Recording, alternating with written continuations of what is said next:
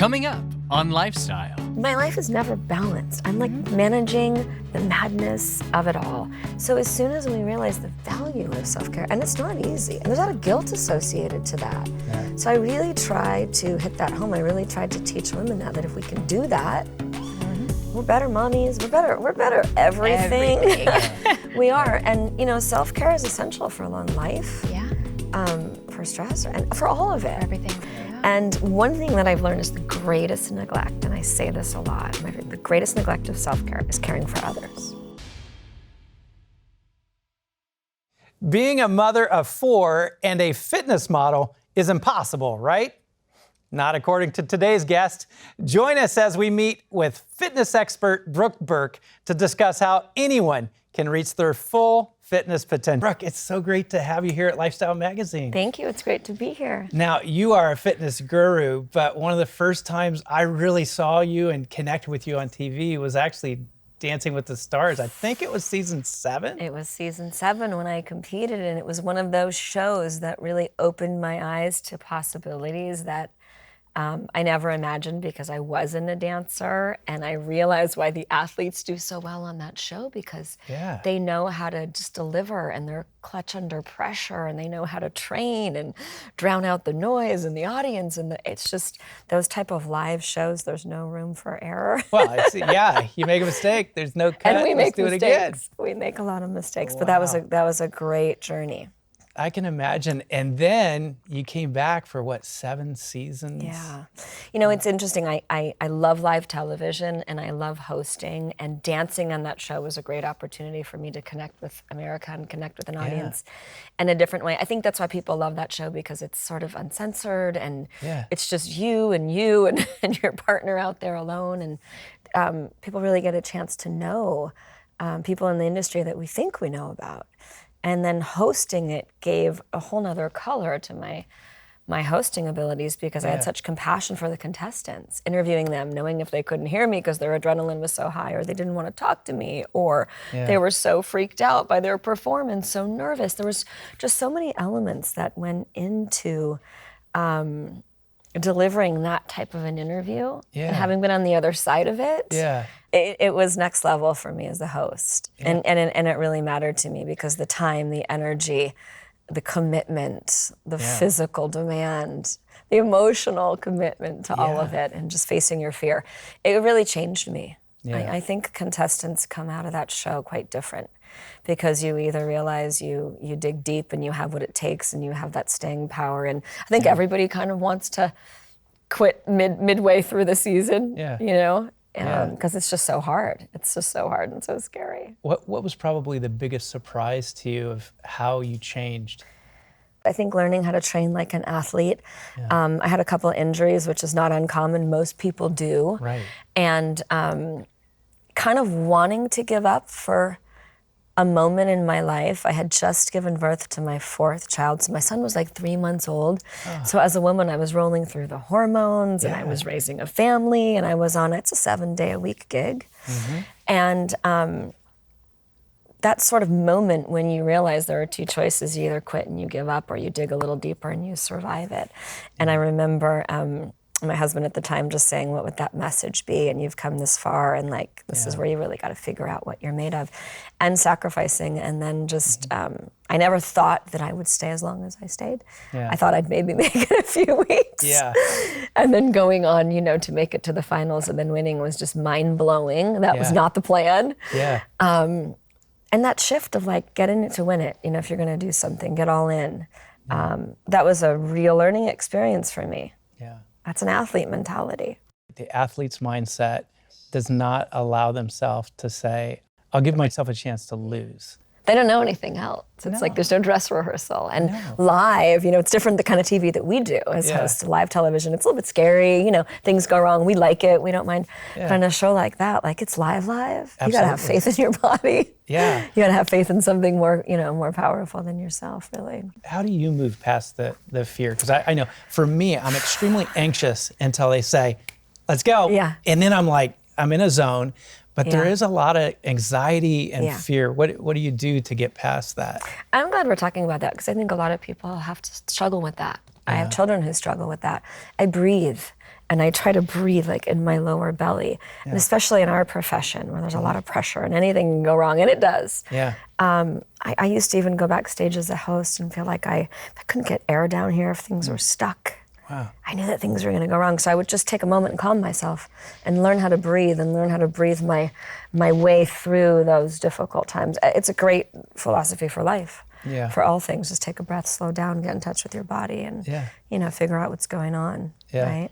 You can actually, feel your pulse, check your pulse, and breathe. And I also like adrenaline, so I like to be scared a little bit in my life, so that works in my favor. That's what I do, and lots of other crazy things. Well, I want to talk more with you about this, but we've got to take a break. Okay. And coming up, Lifestyle's own Dr. Sharmini Long will join us as we talk more about what led Brooke to her passion for fitness. So don't go away.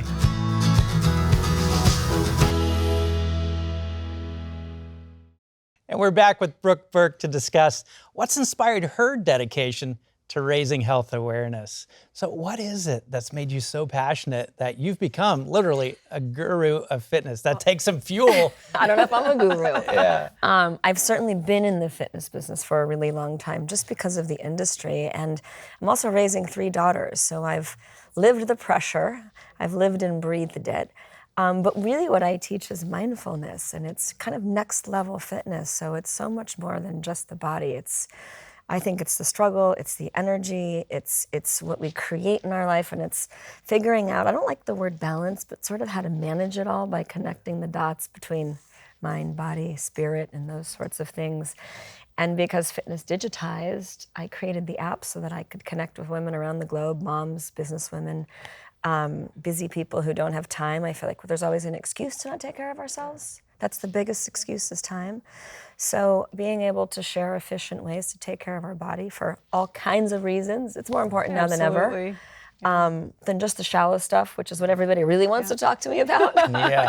But it's about so many other things, our immunity, our energy, our mindset, the reset, raising a family, raising 4 children. It's kind of my me time.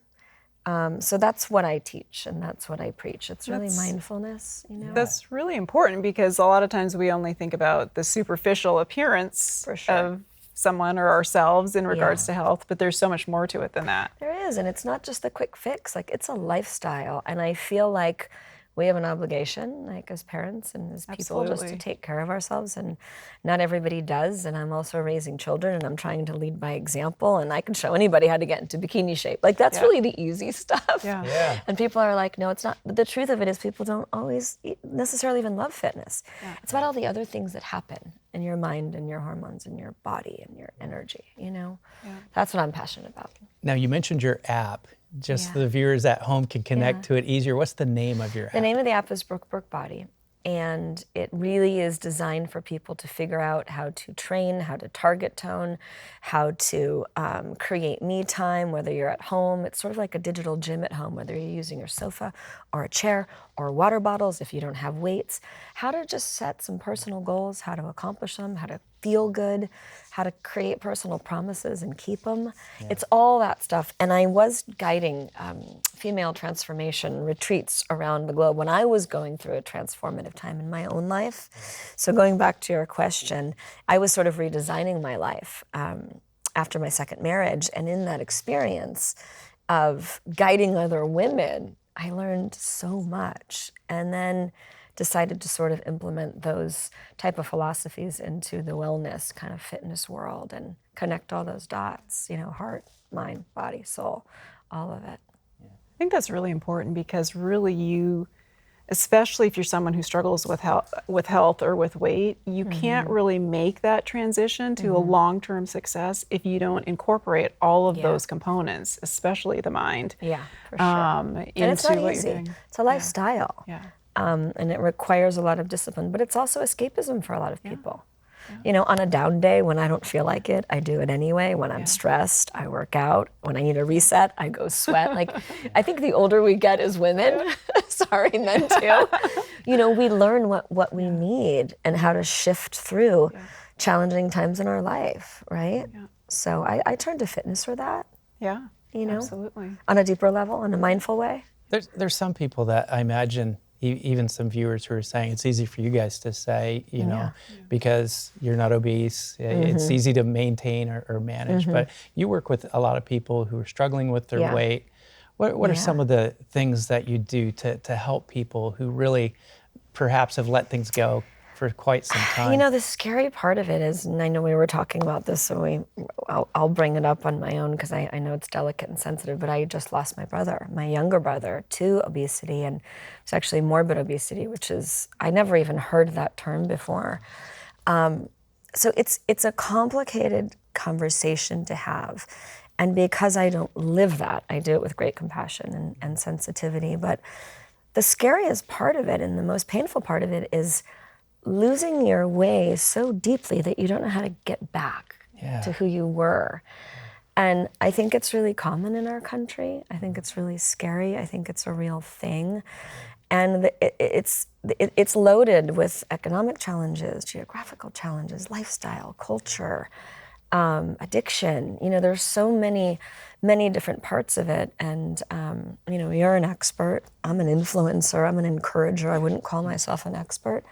But I try to guide people and teach them how to create a lifestyle that's sustainable and how to set reasonable goals and take baby steps and meet themselves with compassion and find their own faith and find their own strength and just make progress, you know, and not everybody's capable of that. For sure. Every day in your practice, this is what you're seeing. So what are you seeing in your practice as an endocrinologist?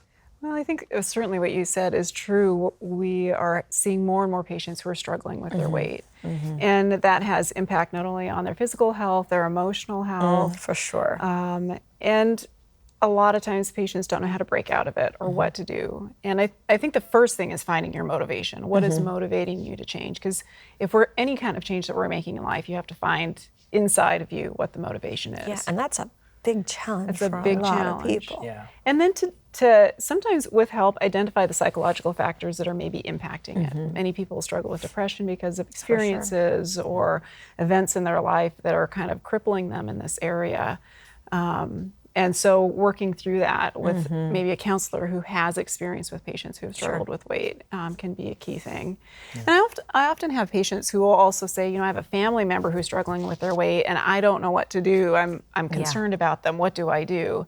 And that's a really challenging position to be in because you can't make a decision for somebody else, right? You're so right, and it's a complicated conversation. We have to take charge of our own bodies. Not everybody does. It's very common in our country. We have to make our own decisions. And you know, one of the things that comes up a lot for me in my industry is I don't know how, I don't know where to start, I'm not strong enough, I've put on too much weight, I don't know how to get back, I'll never take it off.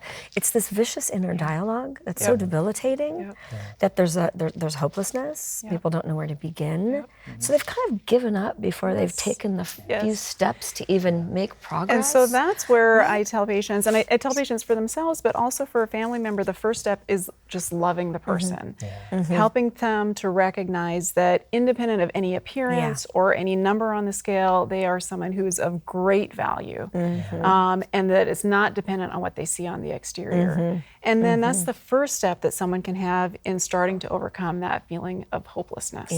After they have a sense of value, then they can start having the strength to make better choices, to seek out help from professionals and from family members. Wow, great words of advice. Coming up, we'll be joined by our guest activity key specialist, Marie Mitchell, to continue our discussion about health and wellness, so don't go away.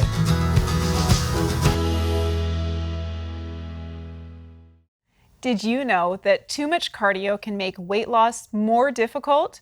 Excessive cardio and not enough exercise with weights can cause us to lose lean muscle mass. Muscles are important when it comes to burning calories. The larger our muscle mass, the more calories we burn at rest. Don't hesitate to incorporate weightlifting into your workout. Just make sure to give any sore muscles a well-deserved break. We're back with fitness expert Brooke Burke to discuss how anyone can reach their full fitness potential. And welcome to you as well, Marie. Yes, thank you for having me. Thank bet. you. Hi. Hi, how are you? I'm doing great, thank you. I was listening over the conversations before, and I heard you saying how self-care wasn't natural. People think that self-care is going to come easy, that it's just going to come naturally, and it doesn't. I think it's a discipline. I think it's a lifestyle. I think you have to work at it. And, I teach that. I teach breath work. And part of that process is stillness and really being with yourself. So self-discovery happens in moments of stillness. I really believe that. Right. And people think it's going to come easy. And it's one of the hardest things to allow yourself, to make yourself, I should say, really carve out time for just how do you do personal that? Inventory, housekeeping, right? How do you do that with 4 children? And now that they have their own activities, right? I know. We were just talking about that. And how do you keep up and find that time and cut that out for yourself? I feel like it gets harder the older they get. Sorry, everyone, all the new parents. But I really do believe that because they have their own life. Yeah. I try to lead by example. Okay. And the sacrifices that my children have to make to allow mom to be equally as important, which I know that sounds really, that's a tough thing to say in our culture. Yeah. I just feel like I'm a better mother, I'm a better businesswoman, I'm a better partner when I allow myself to be as important as my children. I don't miss their appointments. I carve out all the time I need for them, and I want them to understand that mom and dad matter too, and I think that's a really important lesson. And I think a lot of new mothers, I think a lot of women think it's all about sacrifice. I've accomplished more as a mother than before I was a mother. Interesting. I really have. I think we're superheroes. I think we can do everything. I'm a dreamer. But I lead by example with my children, and I put myself on the to-do list. Yeah. And I don't compromise. Right. You said you lead by example for your children. Obviously, you do. But have you seen any of that mirrored in their life now? It's tough when you're a mom. I mean, I feel like it's, I teach classes and sometimes they're like, oh, we don't want to take your class because it's mom's class. It's boring. It's not cool enough. It's not hard enough. Right. I try, and you never know what's going to stick as a parent, right? Yeah. I mean, we all live a healthy lifestyle, and we're so blessed. Like in Southern California, we're outside all the time, and they're all athletes in their own way. Nice. But I just keep guiding them, and we spend a lot of time in the kitchen. We spend a lot of time grocery shopping together, cooking together.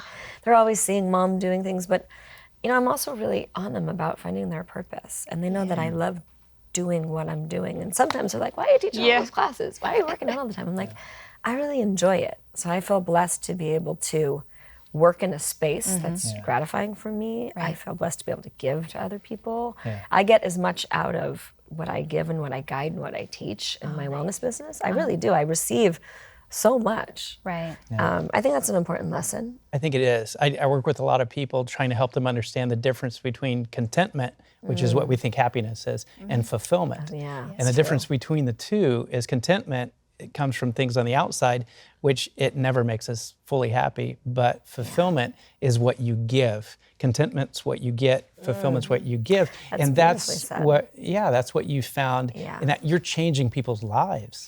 I mean, I hope so. I feel that, and it makes me want to do more when I get that feedback from the community, which is a big part of what we do in my wellness app, is supporting, encouraging, guiding. But I love the way that you said that, and that's a hard lesson to teach children.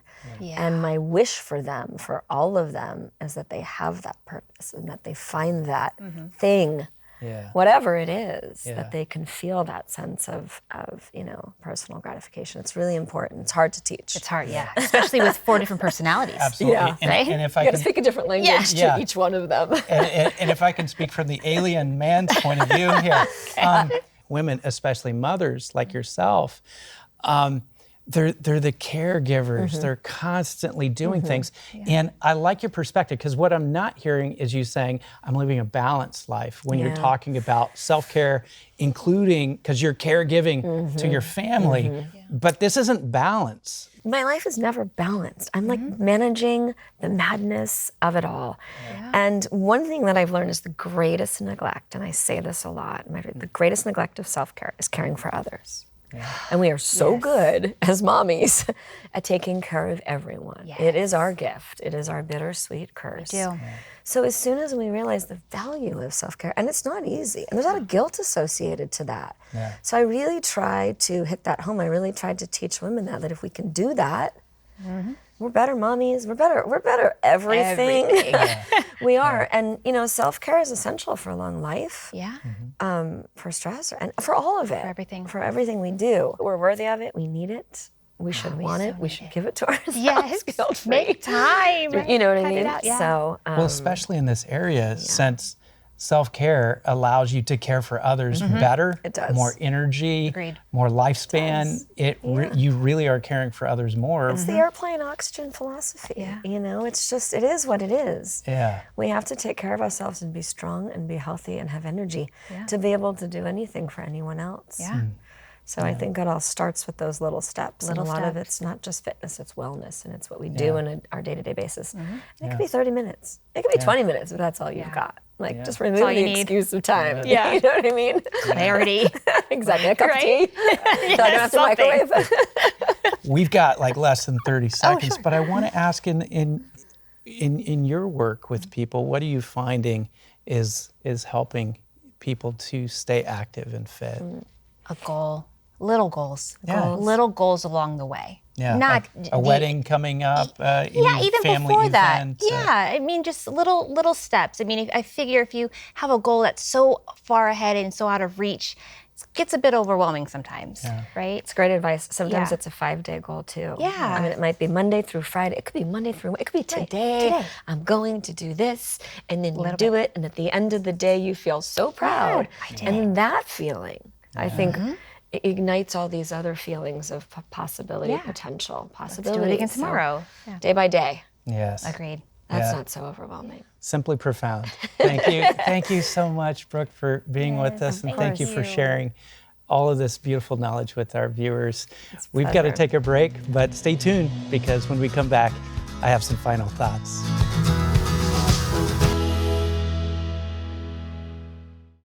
In today's busy world, the activity key has never been more important to your life.